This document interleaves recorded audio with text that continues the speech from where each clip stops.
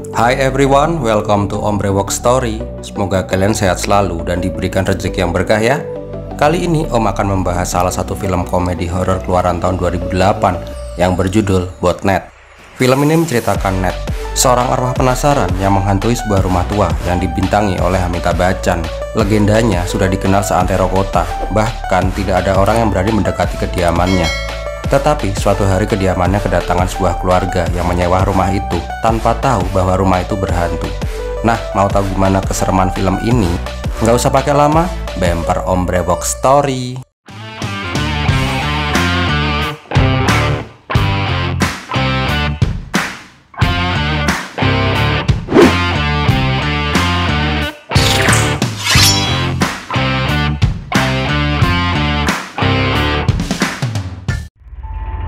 Awal kisah diperlihatkan sepasang kekasih iseng yang memasuki sebuah rumah tua yang sudah bertahun-tahun tidak ditinggali. Dengan sembarangan, pasangan geblek itu menyusuri setiap sudut rumah. Padahal rumah itu terkenal dengan keangkerannya di kalangan warga setempat. Awalnya mereka bersenang-senang tanpa takut, tetapi keanehan mulai terjadi dari munculnya sosok misterius yang menampakkan diri, lampu rumah yang tiba-tiba mati, yang membuat sang wanita ketakutan. Tetapi sang cowok malah menantang, bila ada hantu, sini gua hadepin, karena dia tidak takut dengan hantu. Dan tiba-tiba muncullah sosok hantu yang membuat dia langsung kicep. Beberapa tahun kemudian diperlihatkan sebuah keluarga kecil yang terdiri dari ayah, ibu, dan seorang bocil yang bernama Banku. Keluarga itu berniat menetap di gua selama 1 tahun ke depan. Sesampainya di dermaga, para supir taksi berebut untuk mengantar mereka ke tujuan.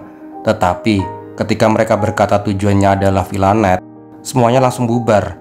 Hanya satu orang yang tidak bubar, tetapi dia mematok harga 2 kali lipat. Di jalan, sang sopir menceritakan kenapa semua orang tidak ada yang berani ke Villa Ned. Karena villa itu terkenal dengan keangkerannya. Banyak saksi mata yang melihat munculnya hantu di villa itu. Tak lama, mereka sampai di villa yang dimaksud. Mereka disambut oleh orang yang dipasrai untuk mengelola villa tua itu, yang bernama Jagan. Baru mau masuk aja, rumah itu sudah langsung bermasalah, coy. Tiba-tiba kunci grandelnya bergerak sendiri, sehingga mereka semuanya tidak bisa masuk. Kemudian Pak Jagan mencoba membuka jendela. Karena kesusahan, Baku yang emang bocil yang bangor banget langsung melempar batu ke jendela agar Pak Jagan bisa mudah membukanya. Singkat cerita, mereka semua berhasil masuk ke rumah. Di dalam terlihat rumah yang sudah lama sekali tidak ditinggali oleh orang. Aditya yang penasaran dengan rumor yang beredar bahwa rumah itu berhantu bertanya kepada Jagan. Tetapi ya namanya marketing, dia mengatakan bahwa itu adalah semua hanya rumor. Tidak ada hantu di rumah itu. Sembari menyuruh Aditya segera menandatangani surat kontrak rumah agar dia bisa segera pergi sebelum sang hantu muncul. Tetapi pada saat hendak menandatangani surat itu, terdengar suara teriakan dari Banku di lantai atas. Dengan panik, semua bergegas ke atas. Ternyata si bocah badung ini teriak cuman karena dia suka dengan pemandangan dari lantai atas. Duh deh, bikin Om kaget aja sih. Malam harinya, keluarga bahagia itu mencoba menikmati hari pertamanya di rumah itu, tanpa tahu bahwa mereka sedang diawasi oleh sesuatu. Keesokannya, Banku dan ibunya mengantar kepergian sang ayah yang harus pergi berlayar beberapa bulan ke depan. Ternyata Aditya merupakan seorang kusir kapal pesiar, dan kepindahannya mereka ke goa adalah karena agar dia bisa lebih dekat dengan keluarganya pada saat berlabuh. Beberapa hari kemudian, Banku dimasukkan ke sebuah sekolah SD di sana. Dia dan ibunya lalu menghadap kepala sekolah yang sedang makan bekal makan siang. Tetapi anehnya banyak sekali kotak bekal anak-anak di sana. Ibunya Banku kemudian memasrahkannya kepada kepala sekolah. Ibunya juga mengatakan semoga beruntung kepada kepala sekolah, karena dia tahu anaknya itu adalah anak yang sangat nakal dan tidak bisa diam. Sesampainya di kelas baru Banku, kepala sekolah memperkenalkan Banku di depan kelas. Tetapi perhatian kepala sekolah teralihkan dengan kotak makan milik siswa. Dia langsung merebut kotak bekal itu dari muridnya. Ternyata diketahui bahwa kepala sekolah ini sedikit preman. Dia memiliki kebiasaan buruk, meminta jatah makanan dari kotak bekal murid-muridnya. Itulah mengapa banyak kotak makanan di mejanya tadi. Kembali ke Banku, di hari pertamanya nih bocah udah dapat musuh ketika ada anak yang mengejek namanya. Nah, Jojo yang merupakan kepala geng di sekolah itu langsung menyatakan perang dengan Banku. Dia langsung mengumpulkan geng suzuran untuk menghadapi anak baru yang songong. Tetapi bukan dengan tawuran, mereka malah berjoget.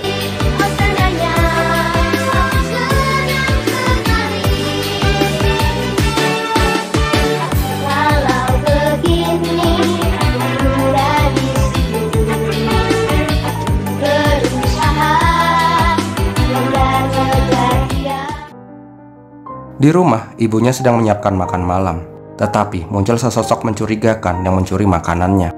Karena ketahuan, Anjali langsung mencoba mengejar sang pencuri dengan tongkat. Sang pencuri kemudian menjelaskan bahwa dia bernama Anthony. Dia seorang gelandangan yang sering bermalam di rumah itu. Dia mencuri karena sedang sangat lapar. Tetapi Anjali yang tidak percaya akhirnya mengusirnya. Di sekolah, Jojo kembali mengusili Banku dengan mencoret-coret lukisannya. Karena kesal, Banku menyiramkan catnya ke Jojo. Jojo yang tidak terima menantang Banku. Lu beraninya cuma sama gua. Coba kalau berani, lu nyiram cat ke Pak Prasad, penjaga sekolah ini. Kalau lu berani, gua anggap lu sebagai jagoan. Karena tertantang dengan omongan Jojo, akhirnya Banku berniat menyiramkan cat ke Pak Prasad. Sialnya, ketika Banku menyiram cat, kepala sekolah tiba-tiba muncul, sehingga dialah yang kena cat itu. Alhasil, ibunya harus dipanggil ke ruangan kepala sekolah karena kenakalan Banku, yang mengakibatkan muka kepala sekolah cemong-cemong coy. Sepulang sekolah, ibunya menemui Jojo dan menyuruh Jojo dan Banku untuk berteman. Tidak ada lagi perselisihan, oke? Untuk merayakan pertemanan mereka, Banku mengundang Jojo ke rumahnya. Tetapi Jojo menolak karena di rumah Banku terkenal dengan hantu yang gentayangan. Di rumah, Banku yang tidak tenang mulai takut bila memang ada hantu di rumahnya. Ibunya menceritakan bahwa hantu itu tidak ada, yang ada hanya malaikat.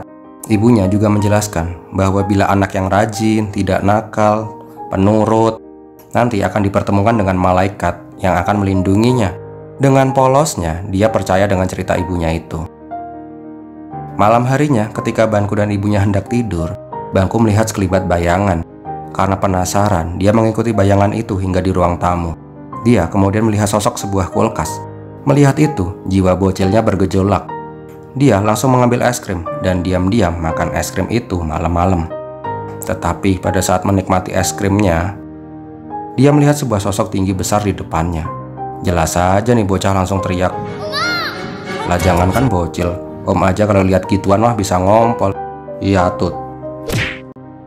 Anjali yang mendengar teriakan anaknya langsung turun. Tetapi ibunya malah memarahinya karena Banku malam-malam ketahuan nyolong es krim. Nah, Banku yang masih penasaran mencoba mengecek kembali. Dia hendak mengambil mangkok es krimnya, tetapi mangkok itu berjalan sendiri. Dan kembali muncul sosok kakek-kakek menyeramkan di depannya. Jelas saja nih bocil langsung ngumpet. Tetapi karena nih bocil emang bangor banget, dia malah nggak takut dan mengira bahwa sosok itu adalah malaikat. Melihat bocah di depannya nggak takut dengan sosoknya, om hantu ini malah berdebat dengan Banku bahwa dia adalah hantu. So, please takut dong sama sosok gue. Nah, nih bocah malah nggak takut sama sekali. Tak lama, malah mereka saling berkenalan. Hantu itu memperkenalkan diri sebagai Ned. Ned yang kesal karena nih bocah nggak takut-takut, mencoba menakutinya.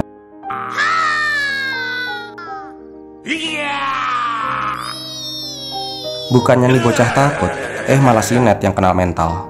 Harga dirinya sebagai hantu yang ditakuti di seluruh kota hancur di hadapan bocah badung satu ini. Dengan polosnya, Banku membisikkan sesuatu ke Ned.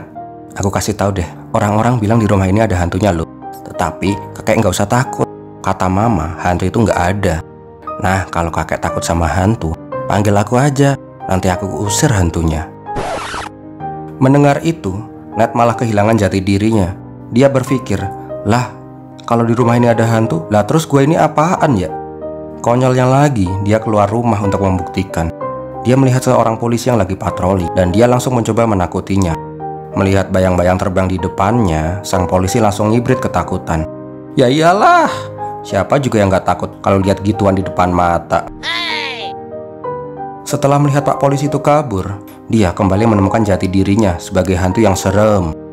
Dia mencoba membalas dendam karena dipermalukan sama nih bocil ingusan. Tetapi ketika kembali ke dalam, Banku udah nyenyak tidur di sofa. Keesokan harinya, ibunya menyadari bahwa Banku tertidur di sofa. Banku yang polos mengatakan bahwa semalam dia bertemu dengan malaikat kepada ibunya. Ibunya tentu saja menganggap itu hanyalah khayalan anak kecil. Di sekolah, Banku juga menceritakan ke teman-temannya bahwa di rumahnya ada malaikat yang muncul semalam. Di rumah, Anjali merasa seperti sedang ada yang mengawasi. Karena penasaran, dia keluar. Ternyata ada Anthony yang sedang mengendap-endap. Dia memohon jangan diusir karena dia tidak punya tempat tinggal lagi dan tidak memiliki uang. Karena iba dan memerlukan ART untuk membantunya bersih-bersih rumah, akhirnya dia memperkerjakan Anthony untuk bersih-bersih. Tetapi Ned yang tidak suka rumahnya bersih terus mengganggu Anthony. Rumah yang seharusnya dibersihkan malah menjadi tambah kotor. Tak hanya itu, Ned juga sering mengisengi Anthony dengan ngeplak kepalanya. Karena terus membuat kekacauan karena dijailin Ned, akhirnya Anjali malah mengusir Anthony. Tak lama, Anjali menelpon suaminya. Dia mengatakan bahwa dia sudah muak tinggal di rumah itu. Bukan karena hantu, tetapi karena rumor hantulah yang membuat para ART tidak ada yang mau bekerja di rumah itu. Sehingga dia harus menyelesaikan semua pekerjaan rumah sendirian di rumah sebesar itu. Malam harinya, Ned yang masih penasaran dengan Banku mencoba mengusilinya. Dia mengintip di kamarnya.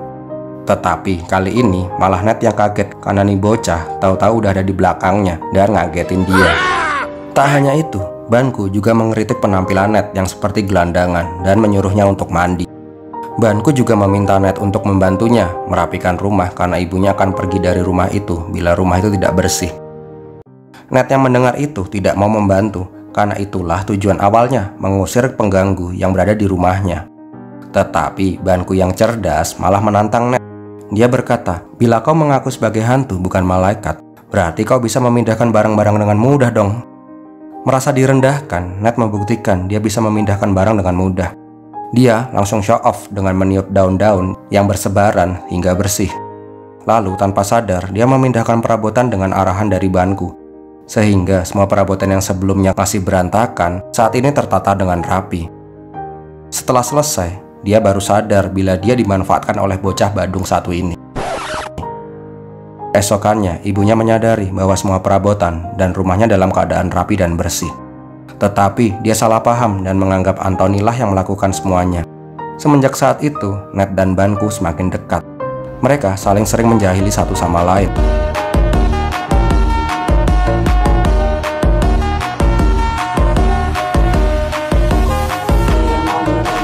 Sampai suatu hari, Ned hampir kabur dari rumahnya karena dia tidak kuat dijahili terus sama Banku. Nih bocah gedenya bisa jadi pemburu hantu kayaknya. Arwah penasaran ditakutin aja bisa nyesek sama kelakuan nih bocah. Sampai suatu hari, Banku yang sedang bermain kriket sendirian mengejar bolanya yang mengelinding sendiri. Tiba-tiba di atas tangga, Ned muncul untuk menakutinya. Karena kaget, dia terjatuh. Ned yang mencoba menangkapnya tidak bisa meraih tangan Banku. Karena ulahnya, Banku harus terluka parah di kepalanya karena jatuh dari tangga. Dengan panik, ibunya membawanya ke rumah sakit. Tetapi di sini terlihat Ned yang jauh lebih khawatir karena dia sangat merasa bersalah. Tak beberapa lama, dokter keluar dan mengatakan bahwa Banku telah keluar dari masa kritisnya. Kembali terlihat Ned yang merasa sangat lega mendengar itu. Esoknya, Banku sadar. Pada saat ditanya kronologi kecelakaannya, Banku menjawab bahwa dia bermain bola dan tidak sengaja terpleset. Mendengar itu, Ned merasa terharu karena Banku melindunginya dan tidak mengatakan yang sebenarnya bahwa dialah yang menyebabkan Banku terjatuh. Semenjak saat itu, sudut pandang Ned berubah kepada Banku. Dia menjadi menyayangi Banku dan tidak ingin kehilangan Banku. Apalagi ketika Banku berkata bahwa Ned seperti sosok kakeknya yang telah tiada. Tanpa sadar, Ned meneteskan air mata. Semenjak saat itu, Ned selalu berada di samping Banku. Dia juga mengikuti permintaan Banku untuk membersihkan diri. Ned mulai mau mensikat gigi, memotong kuku, bahkan berpenampilan yang lebih rapi. Walaupun yang bisa melihatnya hanyalah Banku. Tak hanya itu, Ned juga sering meminta dibuatkan makanan favoritnya dengan perantara Banku. Suatu hari, Ned mengantar Banku ke sekolah. Di sini, Ned kembali usil dengan melakukan hal-hal konyol di sekolah Banku. Bahkan dia mengusili kepala sekolah yang hendak mengambil kotak bekal makan siang Banku dengan mengubah suaranya menjadi aneh. Tak hanya di kelas, pada saat berpidato pun, Ned masih mengusili kepala sekolah sehingga seisi aula menjadi tertawa. Beberapa hari kemudian diadakan perlombaan di sekolah. Di sini Banku selalu kalah dengan Jojo. Banku kemudian meminta bantuan Ned untuk menang.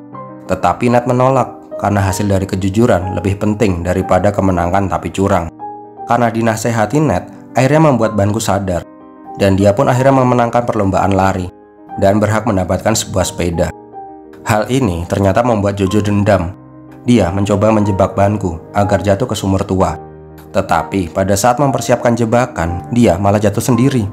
Teman-teman yang lain malah meninggalkannya. Tak lama, Banku lewat sumur tua itu. Dia mencoba menolong Jojo. Di sini, Jojo meminta maaf dan berkata sejujurnya bahwa sebenarnya dia ingin mencelakai Banku. Mendengar itu, Banku merasa marah dan berniat meninggalkan Jojo. Tetapi Ned mengatakan bahwa memaafkan salah satu sifat kesatria. Bila Jojo sudah minta maaf, maafkanlah. Dengan bantuan Ned, Banku bisa menolong Jojo dengan memanjangkan lengannya. Tetapi hal itu malah menjadi gosip di sekolahnya bahwa Banku berteman dengan hantu. Karena hal itulah ibunya sampai dipanggil kepala sekolah, karena Banku dikira berbohong ke seluruh sekolah. Di rumah, Banku juga tidak luput dari omelan ibunya. Tetapi Banku tetap bersikukuh bahwa dia berteman dengan seorang malaikat. Banku bahkan meminta Ned menampilkan dirinya agar ibunya bisa lihat. Tetapi karena kesal dengan Banku, ibunya tanpa sengaja malah menampar Banku. Setelah itu, Banku ngambek dengan Ned yang tidak mau membelanya dan ngambek ke ibunya yang tidak mau percaya kepadanya. Akhirnya, setelah beberapa hari dihibur oleh Ned, akhirnya Banku memaafkannya. Beberapa hari kemudian diadakan pementasan drama di sekolah. Di sini, Banku berperan sebagai hantu di villa Ned. Tak lama, ibu Jojo menanyakan ke ibu Banku, bagaimana kau bisa mengetahui dengan detail pakaian yang biasanya dikenakan oleh Kalias Ned? Anjali bingung, siapa itu Kalias Ned? Ibu Jojo mengatakan bahwa Kalias Ned adalah pemilik rumah yang saat ini ditinggali olehnya. Dan Kalias Ned adalah sosok hantu yang ditakuti warga setempat. Mendengar itu, Anjali menyadari sesuatu. Dia mulai menyadari kemungkinan Banku berkata jujur bahwa dia bertemu dengan hantu. Di tempat lain, Jagan bertemu dengan anak dari Ned yang baru pulang dari Amerika.